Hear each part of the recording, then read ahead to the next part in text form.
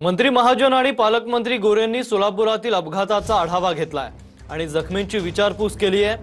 विहिरींना 3 फुटांपर्यंत कठडे उभारले पाहिजेत असं मत गिरीश महाजनांनी व्यक्त केलंय। विहिरींना कठडे न उभारणाऱ्यांवर कारवाई करणार असा कडक इशारा आता महाजनांनी दिलाय। तसंच ठेकेदारावर मनुष्यवधाचा गुन्हा दाखल करणार असल्याचं पालकमंत्री जयकुमार गोरे म्हणाले।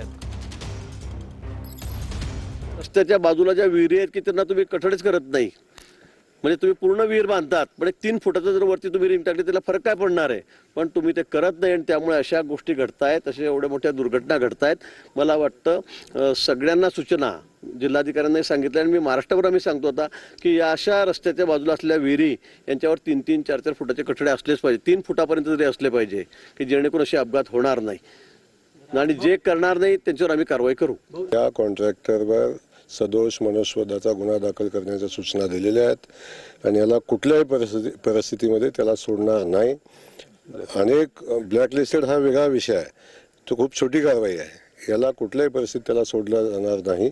यामध्ये जे दोषी असतील MSRDCचे काही अधिकाऱ्यांनी त्याच्याकडे दुर्लक्ष केलं, डायव्हर्टर नाही, कुठं साईनबोर्ड नाही, कुठं काही नाही तिथं।